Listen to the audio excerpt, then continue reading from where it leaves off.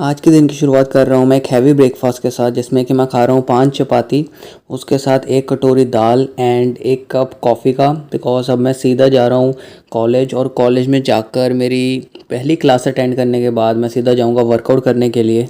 मैं अभी अपनी प्रोफेशनल डेवलपमेंट की क्लास लगा के आया हूँ। वो मेरे इस हफ्ते की लास्ट क्लास थी और अब अगला हफ्ता मुझे पूरी छुट्टियाँ हैं, मतलब कि मेरा रीडिंग वीक है, तो मैं उसमें फुल टाइम काम कर सकता हूँ। बट उसके साथ साथ मुझे अपने एग्ज़ाम्स की तैयारी भी करनी है, बिकॉज रीडिंग वीक ख़त्म होने के बाद ही मेरे मिड टर्म शुरू हो जाएंगे। तो मेरे ऑलमोस्ट 3 एग्ज़ाम हैं और 3 असाइनमेंट्स मुझे कंप्लीट करनी है। तो मैं सोच कर ही डर लग रहा है कि मैं कैसे दोनों चीज़ों को कर पाऊँगा, बिकॉज मुझे काम भी करना है फुल टाइम, प्लस उसके साथ मुझे अपना खाना भी बनाना है खुद, एंड उसके साथ साथ अपने असाइनमेंट्स और मिड टर्म की भी तैयारी करनी है। आज प्रोफेशनल डेवलपमेंट की क्लास में भी हम लोग सेम ही टॉपिक के बारे में पढ़ रहे थे, और वो था चेंज मैनेजमेंट। तो मैम ने हम सबको पूछा कि आप लोग एज एन इंटरनेशनल स्टूडेंट जब कनाडा में आए थे तो सबसे ज़्यादा टफ़ चीज़ आप लोग को क्या लगी, जिसको चेंज करते हुए आपके बहुत ज़्यादा एफर्ट लगे। तो मैंने क्लास में जवाब दिया कि सबसे पहले तो हम एज एन इंटरनेशनल स्टूडेंट हमारे पेरेंट्स के बिना यहाँ पर रहना इज़ वेरी टफ़, और उसके साथ साथ ही एक लिंक होता है कि हमें यहाँ पर सारे काम खुद करने पड़ता है। बिकॉज घर में तो आपको आपकी मम्मा हेल्प कर देते हैं, आपके पेरेंट्स आपकी हेल्प करते हैं, बट यहाँ पर कनाडा में आपको सब कुछ ही खुद करना पड़ता है। मैं जब इंडिया में था तो मैं सोचता था कि मैं कैसे वहाँ पर जाकर अकेला सर्वाइव कर पाऊँगा, अपने खुद के लिए अपनी जॉब कैसे ढूंढूंगा, उसके बाद अपनी फ़ीस कैसे निकालूंगा, सबसे इंपॉर्टेंट और सबसे डरावना मेरे दिमाग में यही चलता रहता था। बट जब आप उस चीज़ को ट्राई देते हो और उसको प्रैक्टिस करते रहते हो तो मुझे ये लाइफस्टाइल इतना ईजी लग रहा है कि अब मुझे खाना बनाना भी इतना मुश्किल नहीं लगता। अब मुझे पता है कि हाँ, इतने टाइम पीरियड में मैं अपनी दोनों फ़ीस भी निकाल लूँगा।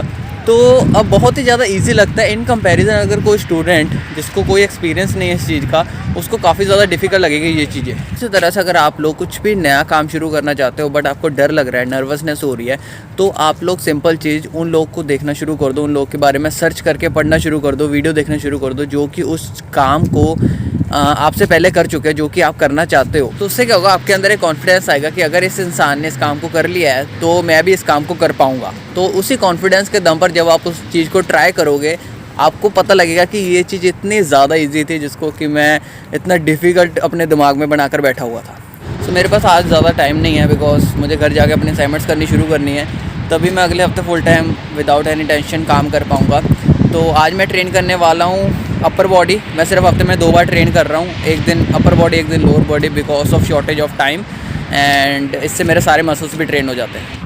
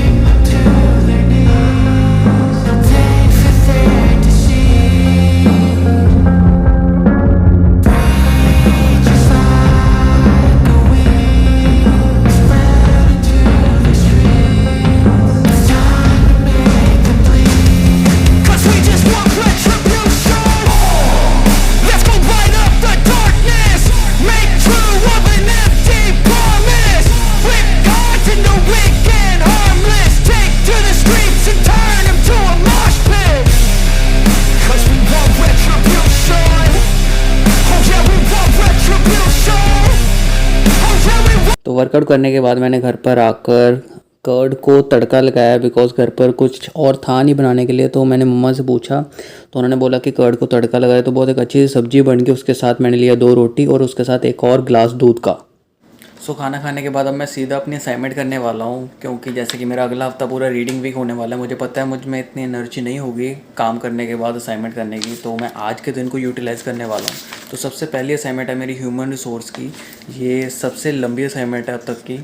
ये दिखने में 1 पेज की है बट ये 20% की असाइनमेंट है, जिसको करने में काफ़ी ज़्यादा दिमाग यूज़ होने वाला है। तो 2 घंटे लगातार पढ़ने के बाद मैं 4 में से 3 टास्क कर पाया, जिसको कि मैंने अभी रफली लिख लिया है अपनी कॉपी में। तो अब इसको जब मैं कल दोबारा कंटिन्यू करूँगा लास्ट टास्क को करने के लिए, तब मैं इसको अच्छी तरह से पैराफ्रेज करूँगा, ग्रामर को ठीक करूँगा, उसके बाद वर्ड डॉक्यूमेंट में इसको अच्छी तरह से रेडी करूँगा, फिर अपलोड करूँगा। तो एक असाइनमेंट तो मेरी ऑलमोस्ट हो चुकी है, बस 2 रह गई हैं जो कि छोटी हैं, ज़्यादा इतनी बड़ी नहीं, आधा घंटा लगेगा उसको। बाकी मुझे मेन तैयारी करनी है अपने 3 एग्ज़ाम की, जो कि रीडिंग वीक ख़त्म होने के बाद होने वाले हैं।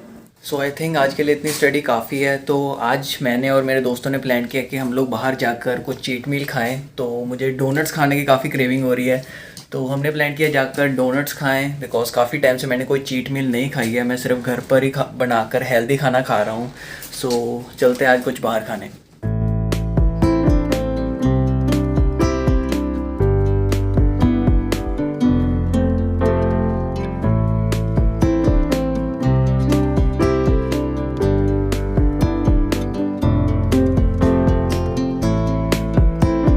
मैं अभी जस्ट बाहर से जाकर आया हूँ अपनी चीट मील एंजॉय करके। तो आकर मैं सीधा फ्लेक्सिबल डाइटिंग को पढ़ना शुरू कर दिया मैंने, बिकॉज मैं चाहता हूँ कि मैं इस तरह की ट्रीट्स डेली एंजॉय करूँ। तो वो हम कैसे कर सकते हैं, बिकॉज कई लोग हैं जो कि एकदम ही स्ट्रिक्ट डाइट को फॉलो करते हैं, जिसमें कि उनके ब्रेकफास्ट, लंच, डिनर और दोनों स्नैक मील्स एकदम स्ट्रिक्ट होते हैं, एकदम हेल्दी होती है, क्लीन होती हैं, बिल्कुल भी कुछ मीठा चटपटा नहीं वो ऐड करते उस डाइट में।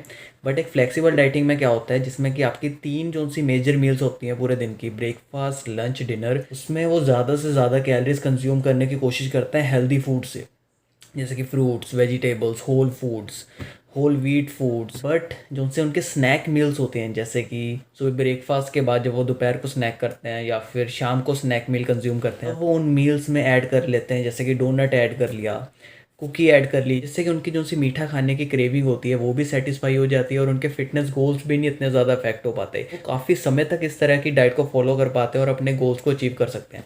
तो अगर आप लोगों को भी एक हेल्दी डाइट के साथ साथ थोड़ा बहुत अपने आप को ट्रीट करना है, आप लोग को कुछ मीठा खाना है, तो आप लोग फ्लेक्सिबल डाइटिंग को फॉलो कर सकते हो और उससे भी आपको अच्छे खासे रिजल्ट्स मिल सकते हैं। तो इस वीडियो को यहीं पर ख़त्म करते हैं। आई होप आप लोगों को ये वीडियो अच्छी लगी होगी। अगर ये वीडियो आप लोगों को अच्छी लगी है, इस वीडियो को लाइक कर दो, इस चैनल को सब्सक्राइब कर दो। अब सीधा मिलता है नेक्स्ट व्लॉग में। Okay bye.